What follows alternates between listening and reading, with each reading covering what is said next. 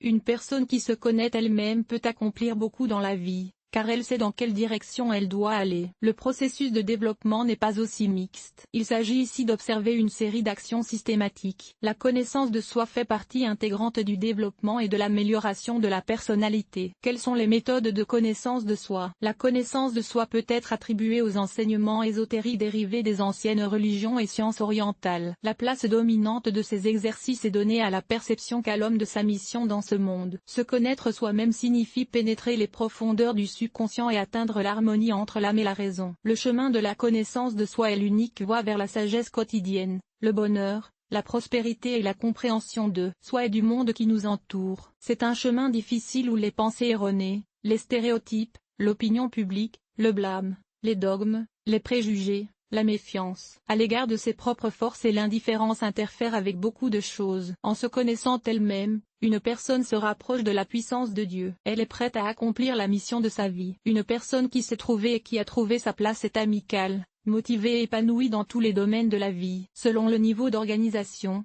la connaissance de soi est divisée en domaines tels que biologique, social et personnel.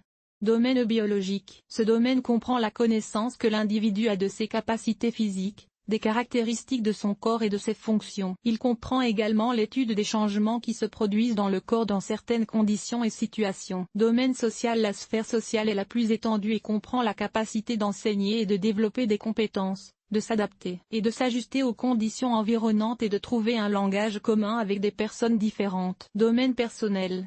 Le domaine personnel comprend les traits de caractère et les caractéristiques du psychisme humain, ses entreprises et la capacité à trouver des solutions aux problèmes et à tirer des conclusions appropriées. Début du chemin de la connaissance de soi. L'étape initiale de la connaissance de soi est la capacité à s'écouter, à entendre sa voix intérieure. Il s'agit d'une compétence importante, sans laquelle il est impossible de connaître ses sentiments et ses désirs les plus profonds. Si des pensées apparaissent dans ma tête, je dois les trier.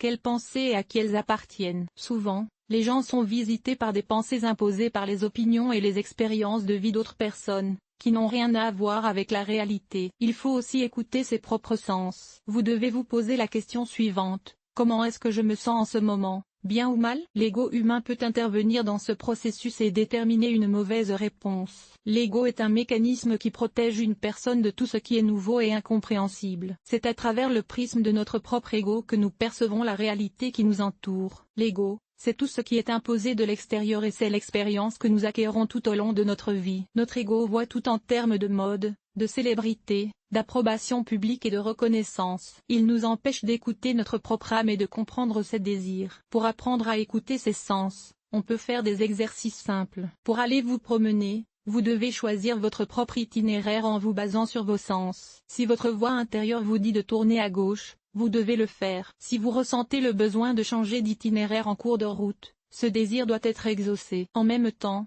on peut remarquer que des choses agréables commencent à se produire. Le feu vert s'allume, le moyen de transport souhaité est prêt à temps, les passants sourient et toutes les portes s'ouvrent sur le chemin. Cela s'explique par le fait que la personne a choisi son chemin en se basant sur ses sens. Cela permet de développer l'intuition. Ouvrir l'amour au chemin de l'auto-liberté. L'amour est le principal moteur de la vie. L'homme est né pour l'amour. Son principal objectif et sa mission sur Terre est d'apprendre à aimer. L'amour est la clé de nombreuses portes et comprend de nombreux aspects de la vie humaine. L'amour est inséparable de l'homme et, tel un fleuve, coule à travers le monde et toutes les créatures qui l'habitent. Il est la base de l'existence et n'est pas déformé par des valeurs et des idéaux imaginaires. Pour connaître ce sentiment, il faut aller au-delà de l'ordinaire et devenir plus conscient et plus profond. Vous devriez réaliser que le sens de l'existence est perdu sans l'amour. Sans lui, l'humanité ne peut exister. La connaissance de soi est la voie du salut. En se connaissant, une personne devient maître de sa vie. Elle peut la gérer consciemment et créer des événements positifs dans son destin. Après s'être mis des bâtons dans les roues, la personne avance vers son bonheur. S'il faut se vaincre soi-même,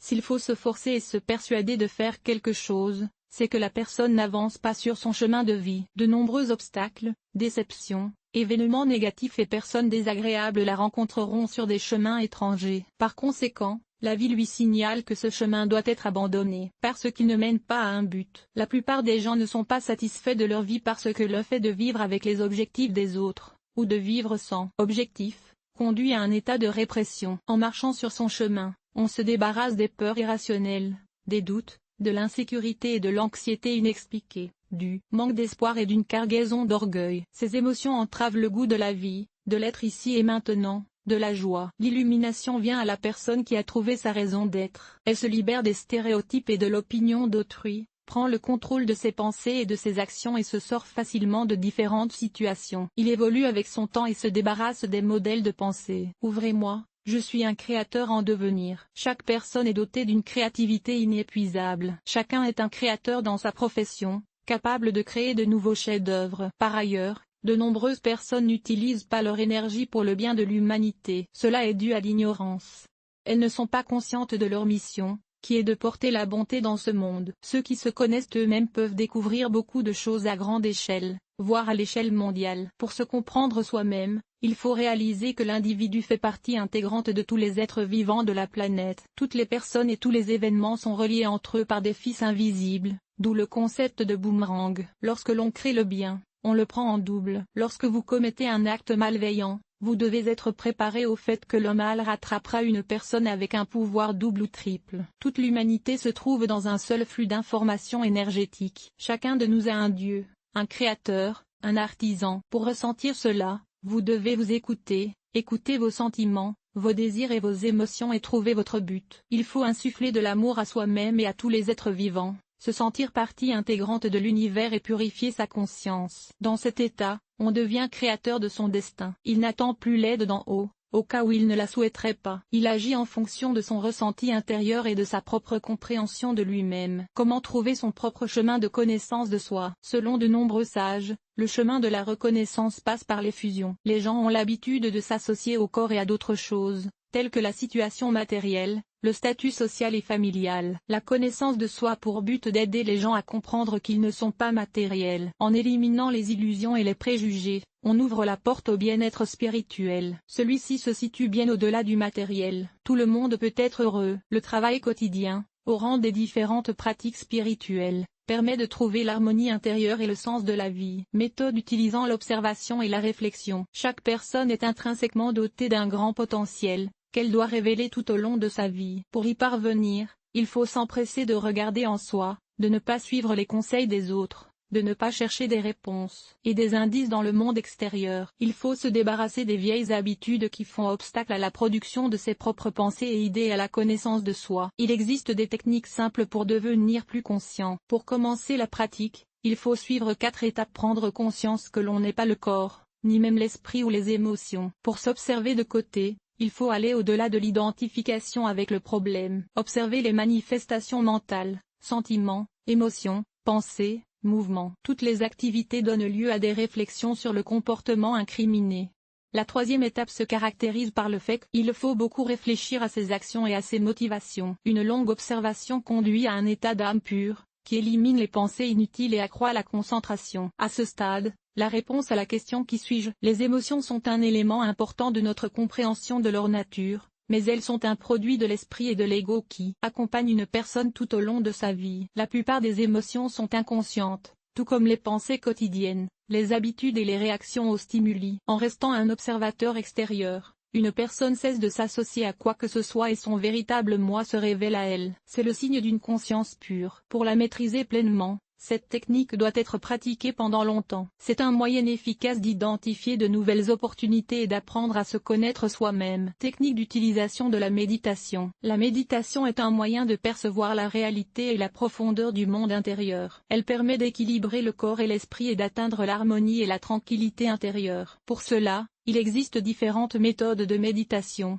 grâce auxquelles tous les chakras sont résolus. La méditation peut être accompagnée de musique ou d'un silence complet. Le chef spirituel indien Osho affirme que toute activité peut être une méditation. La règle essentielle est d'avoir un niveau élevé de conscience et de présence dans le moment présent. L'une des méthodes les plus populaires pour se débarrasser des pensées et des sentiments indésirables consiste à pratiquer la méditation pendant 15 minutes. Pendant cette pratique méditative, toutes les manifestations négatives de nature émotionnelle et physique sont éliminées. Pendant le processus de méditation, le subconscient est activé, les pensées deviennent de plus en plus lumineuses et une liberté intérieure est ressentie. La durée de ces méditations doit être calculée individuellement, en commençant par l'état émotionnel. La durée moyenne du cours est de 10 à 12 jours. Si, pendant la méditation, la personne se sent à l'aise et détendue et si, À la fin de celle-ci, elle observe mieux les changements. La durée du cours peut être augmentée. Conclusion.